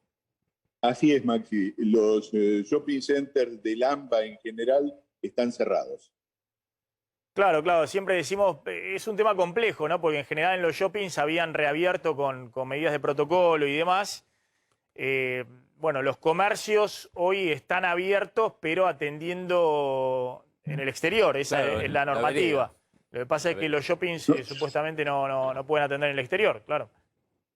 Así es, nosotros decimos que somos claramente discriminados. ¿Por qué? Porque en los comercios a la calle, que no tienen muchas veces las medidas de precaución y las medidas de seguridad que adoptamos los shoppings con nuestros protocolos, están abiertos, en tanto que los shoppings con todas esas medidas estamos cerrados. Primero se nos impuso un protocolo estricto, un protocolo con un aforo determinado, y lo hemos cumplido acabadamente. Hemos puesto todas las medidas de prevención para que estos sean lugares cuidados, y sin embargo estamos nuevamente cerrados.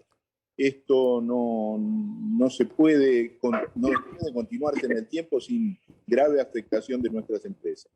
Mario, simplemente una sola pregunta respecto a cómo estaban económicamente los shoppings. En su momento, el año pasado, cerraron muchos locales que obviamente desistieron ya de seguir alquilando en los shoppings. Ahora, cuando habían reabierto, ¿qué porcentaje de cobertura de alquileres tenían los shoppings? Y ahora, ¿cómo se hace con el tema de pago de alquileres y todas esas cosas para en general son pymes, comercios pymes, ¿no? O empresas pymes, pequeñas, medianas. Así es. Nosotros el año pasado, cuando tuvimos que cerrar, estimábamos que del 8% que teníamos de vacancia íbamos a pasar a un 25%. Esa cifra, gracias a Dios, no se dio. ¿Por qué? Porque tanto los shopping centers no cobrando arriendos, cuanto el gobierno nacional con el ATP contribuyó mínimamente a capear esa situación durante el año anterior. Lo cierto es que ahora tampoco estamos cobrando los alquileres, pero esa vacancia va a aumentar. ¿Por qué? Porque las empresas ya no tienen el ATP, muchas no califican para el retro, y la situación económica general es más difícil. Mario, gracias, muy amable. Mario Nirenberg, como siempre, muy amable. El nivel de vacancia está en el 10%, ¿viste? Ellos esperaban el 25%, Esos locales o el 10%, pero bueno, acá el gran cambio es que la ayuda del Estado hasta el año pasado a través de los ATP era una gran cobertura, y ahora los repro no califican, no es un monto que está menos de la mitad de lo que era el ATP antes. Bueno, vamos a la tanda. Cuando volvamos vamos a seguir a ver qué está haciendo Alberto Fernández ahí en Roma. Está todo el centro de la atención política volcado ahí. Ahí está el gobierno. Acá, Cristina, ¿está yendo a la Casa Rosada, no? No está haciendo la Casa Rosada y de hecho hoy no va a estar en el Senado porque obviamente está a cargo Porque algunos del estaban Ejecutivo Nacional. tuiteando presidenta y demás. Es la vicepresidenta. Es la vicepresidenta en ejercicio del Poder Ejecutivo Nacional. Del Poder Ejecutivo Nacional en este momento. No es presidenta, claro. Claro, pero el tema central está allá, en Roma, ¿no? Claro. La tensión. ¿Esto está ocurriendo ahora? Se reunió con... No, eso fue la reunión, ¿no? Con el presidente, con Mario Draghi. Sí, es el primer ministro, Mario Draghi, y también con el presidente. Eso estaba previsto para hoy. Un almuerzo, ¿no? Un almuerzo con el presidente y después con Mario Draghi, que es el primer ministro italiano. Un hombre clave, Mario Draghi. Fue durante mucho tiempo el presidente del Banco Central Europeo. Un hombre que tiene mucho conocimiento de salvataje, de crisis y de todo eso, porque actuó en toda la... Cercano a Berlusconi. En la crisis de Grecia. Bueno, estamos discutiendo el tema de Portugal y demás. Sí, o sea fue que, clave en la crisis del 2008-2009. exactamente, en la salida de los países más golpeados por la crisis financiera de Lehman Brothers en Europa. Así que bueno, vamos a volver con mucha información sobre eso. Tanda, ya volvemos.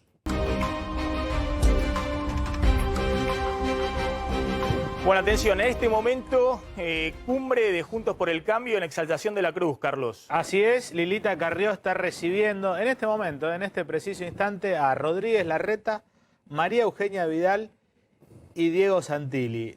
Dicen en ON que es una reunión normal, que es parte de una reunión que vienen haciendo esporádicamente, pero la realidad es que están queriendo ordenar qué va a pasar con la provincia de Buenos Aires. ¿Por qué? Porque María Eugenia Vidal no se define si va a jugar en la provincia, si va a jugar en la ciudad o si va a acompañar sin ser candidata.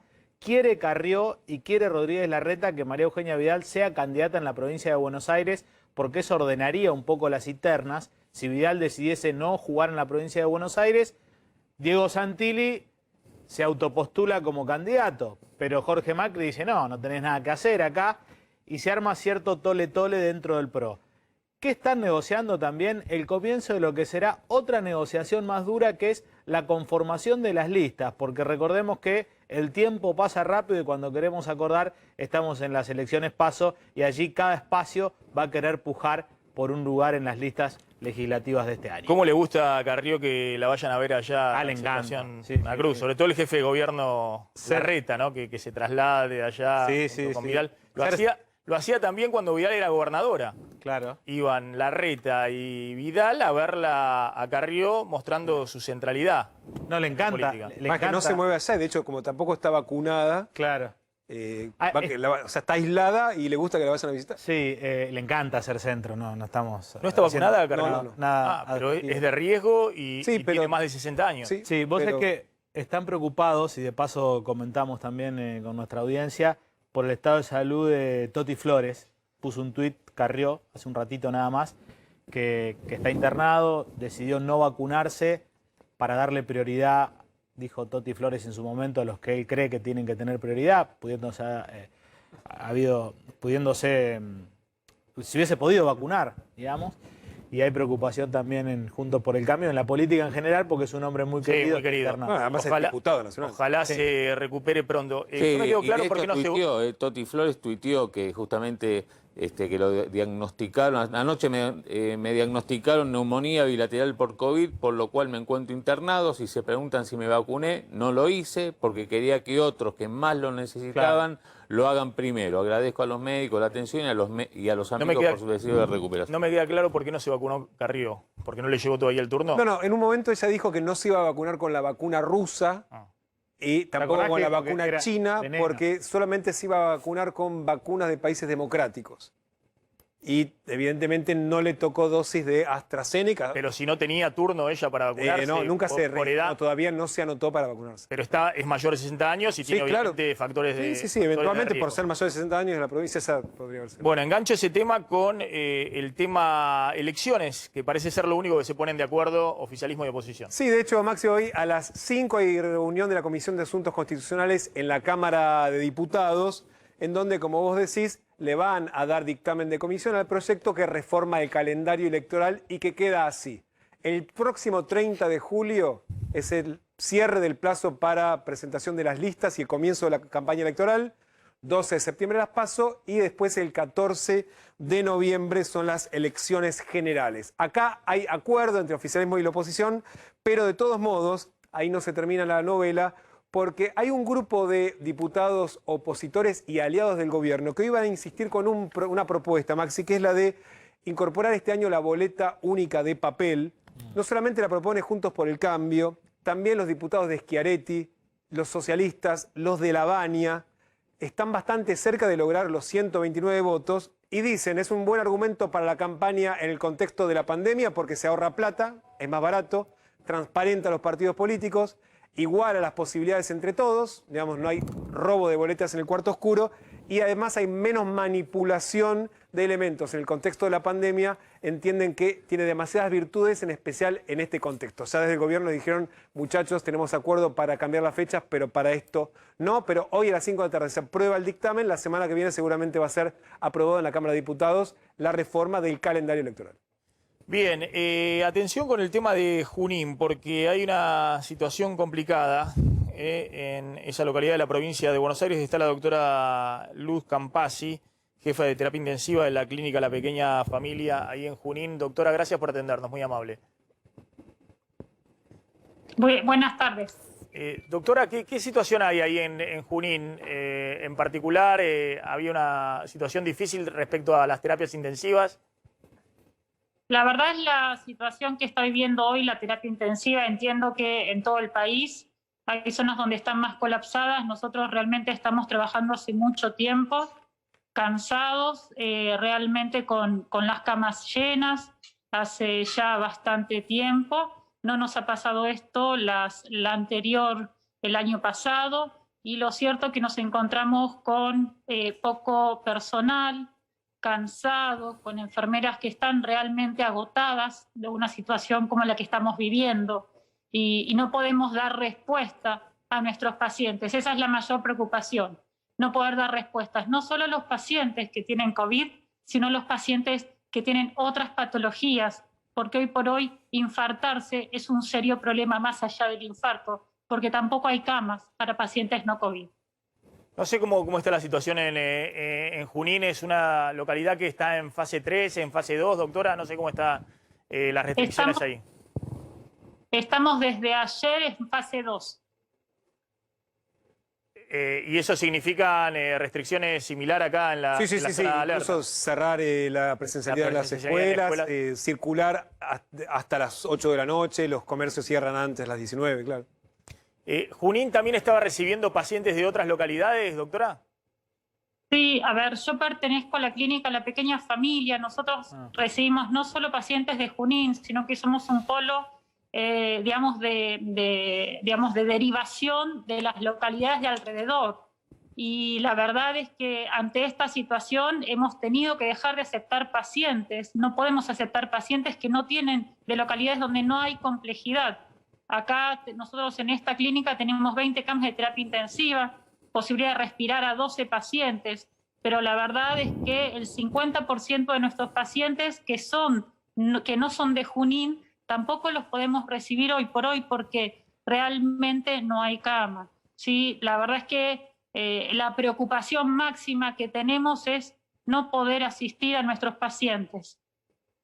Doctora, me imagino también hay una situación difícil en el sistema público ahí en Junín. Claro, lo que se está viendo es Ciudad y Gran Buenos Aires sigue el descenso de contagios en los últimos 7 días, pero muy leve, 10% de baja en los últimos 7 días. Es decir, se ralentizó muy fuerte la baja de casos.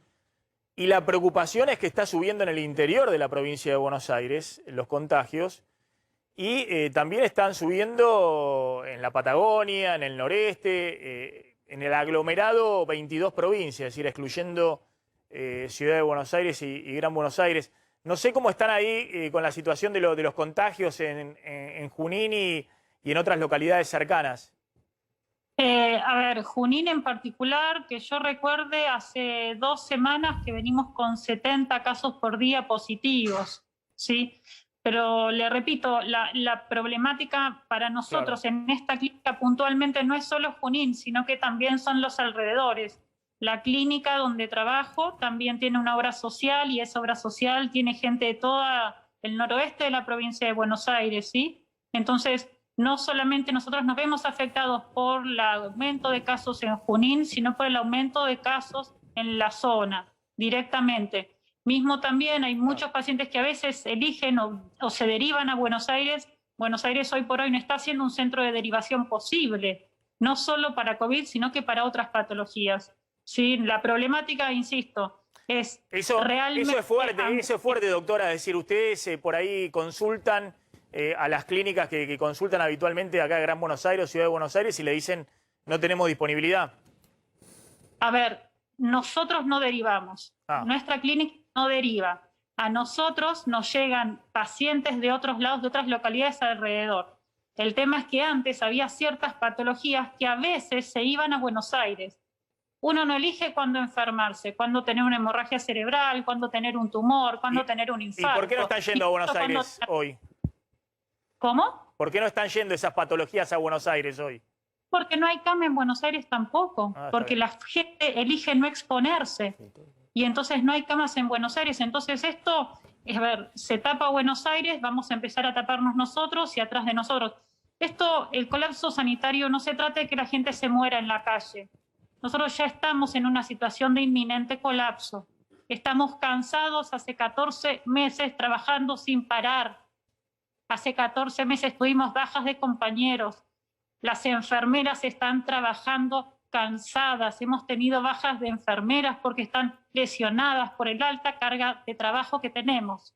No solamente tenemos una alta carga de trabajo psicológico, con lo que implica poder explicarle a un familiar por teléfono que su paciente, que su familiar se está muriendo y nosotros se nos van de las manos esta situación, sino que además la sensación de que no podemos sostenerlos y no podemos acompañarlos y asistirlos.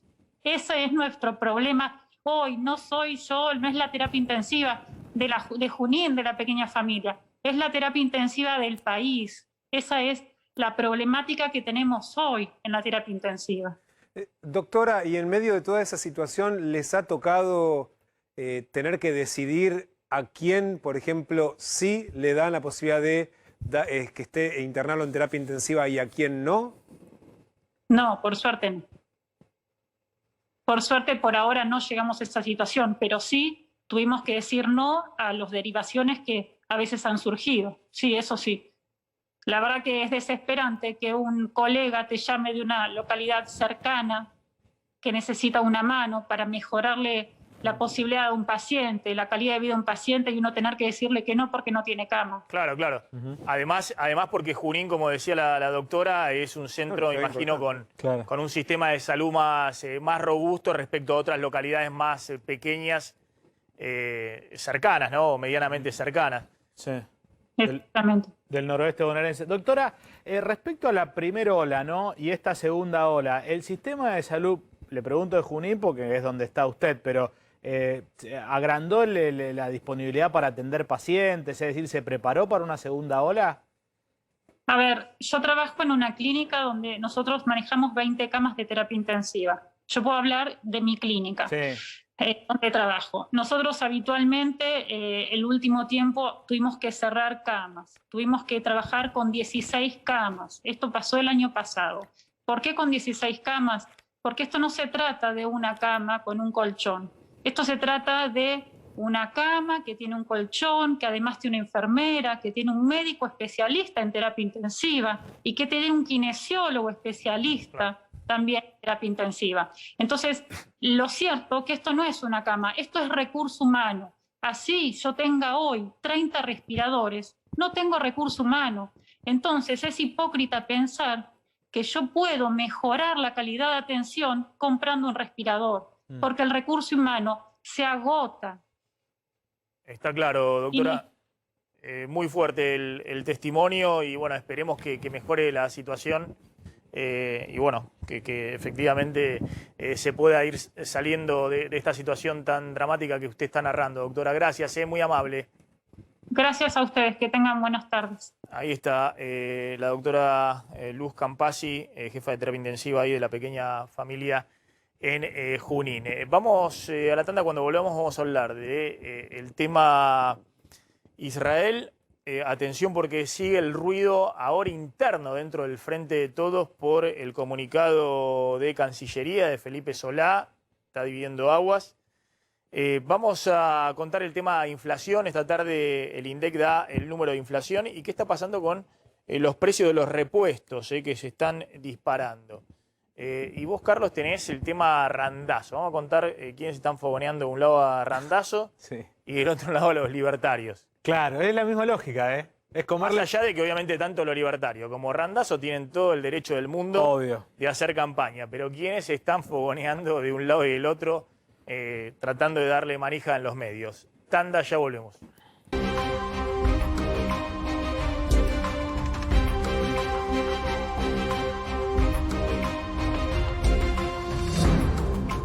Bueno, ya vamos a hablar del tema inflación y qué está pasando con el precio de los repuestos. No van a poder creer los números que trajo Slotnick. Pero contame por qué el tema Israel sigue dividiendo aguas ahora dentro del propio oficialismo. Exactamente, Maxi. Repasemos de lo que había sido ese comunicado de Cancillería, que fue reflejado en algunos tweets de la Cancillería Argentina, que generó tanto ruido inicialmente con la embajadora israelí en Argentina, que decía que la República Argentina expresa su preocupación por el agravamiento de la situación en Israel y Palestina, y acá era la frase que generó tanta polémica, por el uso desproporcionado de la fuerza por parte de las unidades de seguridad israelíes y ante el ataque con misiles y artefactos incendiarios desde la Franja de Gaza. De hecho, que le reprochaban que, por ejemplo, usase la palabra desproporcionado y no se quejase de la actividad terrorista de un sector de Hamas. Ayer, de hecho, se sumó, después de esta polémica, el jefe de gobierno porteño, Horacio Rodríguez Larreta, precisamente metiéndose en el medio de esta disputa, tuiteó Larreta: el uso de terror como medio de acción política debe ser condenado. Siempre y en todo lugar repudio el ataque perpetrado contra el Estado de Israel y hago votos por una solución pacífica por los pueblos de Israel y Palestina, cosa que le agradeció la embajadora del Estado de Israel en la Argentina, Galit Ronen. Gracias, Larreta. Un ataque de la organización terrorista Hamas contra el Estado de Israel es repudiable. Todos estamos rezando y esperando que la calma vuelva rápidamente. El tema es que no se agotó, Maxi, con respuestas por parte de la oposición, críticas al comunicado, sino de hecho se sumó una voz que suele ser una persona muy moderada del oficialismo de la Cámara de Diputados, presidente de la Comisión de Salud, clave en estos días para la negociación por la ley de la pandemia, el diputado por Tucumán Pablo Shedlin, que directamente tuiteó: quiero expresar mi absoluta solidaridad con Galit Ronen, con la embajadora, y con el Estado de Israel en este momento de ataques terroristas sobre población civil desde la Franja de Gaza. Y lo cierto es que detrás de este mensaje de Shedlin lo que hubo fue un intento de varios diputados del oficialismo, que después fue frustrado, por emitir un comunicado, un pedido de una declaración, precisamente para solidarizarse con el pueblo de Israel en estos mismos términos que planteó Shedlin, y que fue desactivado precisamente para no ahondar en la interna del oficialismo. Pero eso sí, hay mucho enojo con la Cancillería, con lo que entienden que es un error diplomático por la relación que tiene la Argentina con el Estado de Israel. Ruido interno también por este tema. Bien, contá el tema Randazzo. ¿Quién le está dando manija a Randazzo? Y después, si querés, contar quién está dándole manija a Esper y compañía.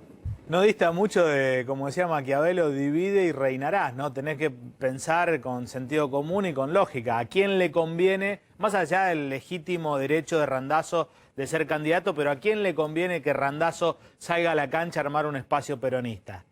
A Juntos por el Cambio.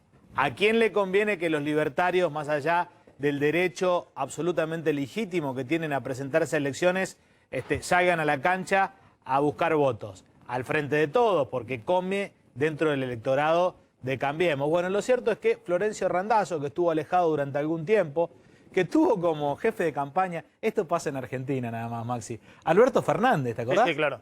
Jefe de campaña estuvo con Sergio Massa, estuvo con Randazzo, después se pasó con... En el 2017 lo tuvo Alberto Claro, Fernández, pero ayer nomás, no estamos hablando de historia antigua. Por eso perdió Cristina, digamos. Porque 2017, claro, con esos puntos de Randazzo, perdió Cristina.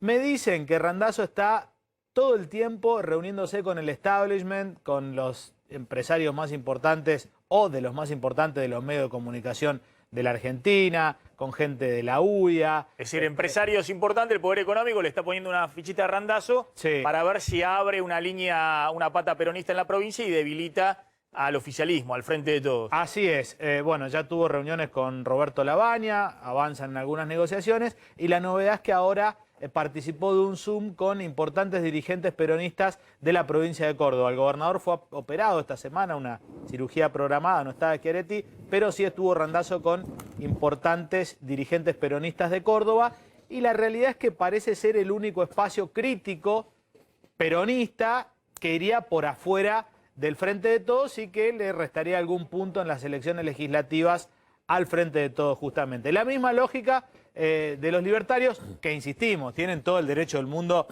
a presentarse a elecciones y a representar. Pero que los fogonean sectores del oficialismo para, en los medios, qué sé yo, financiamiento y demás para poder tener un espacio. De todas maneras, yo insisto con este tema, ¿no? Porque si no, no puedes hacer política en la Argentina. No, está muy bien que porque salga. No. Estás beneficiando de un lado a la oposición con Randazzo para ti. O los libertarios no pueden porque está el oficialismo detrás para debilitar caes en la trampa de la grieta. a Juntos por el Cambio. Pero es evidente que a Randazzo le está dando manija el Estado Económico, también sectores de Juntos por el Cambio, y es evidente también que del otro lado, a Esper y compañía, también algunos le están dando manija desde el Frente de Todos, el oficialismo. Y no está mal, ¿no? La regla de la política. Exactamente, pero bueno, obviamente, si no, no puedes... tienen todo el derecho de competir. Dame dato de inflación esta tarde del INDEC. Claro, en 1 hora y 3 minutos, para ser exactos, a las 4 de la tarde el INDEC da a conocer la inflación de abril. Ahí, recordemos, Guzmán había pronosticado que la inflación de marzo, que había sido del 4,8%, iba a ser la más alta del año. Bueno, la estimación de las consultoras privadas indican que va a estar cerca del 4%, con lo cual volvemos a tener una inflación muy elevada, Maxi, porque te va a indicar que entre enero y abril tendríamos alrededor de 17% de inflación y con la cuestión que vamos a ver de acá a las 4 de la tarde es si otra vez alimentos está por encima del promedio. Bueno, vamos a esperar el número de inflación. Mostrar rápidamente estos números de aumento del precio de los repuestos, impresionante. De los repuestos de auto, esto tiene que ver también con la escasez de dólares, muchos están remarcando con los dólares alternativos. Y bueno, fíjate, porque acá hablamos justamente de uno de los rubros que más aumentan, es el que tiene que ver con los autos. Los autos, de hecho, vienen incrementando un 70% al nivel interanual. Pero fíjate qué pasa cuando alguien va a comprar repuestos o a hacer el service del auto. Una batería cuesta hoy promedio para un auto chico 15.000 pesos. Esto es el triple que hace un año. El triple. El 200% de aumento.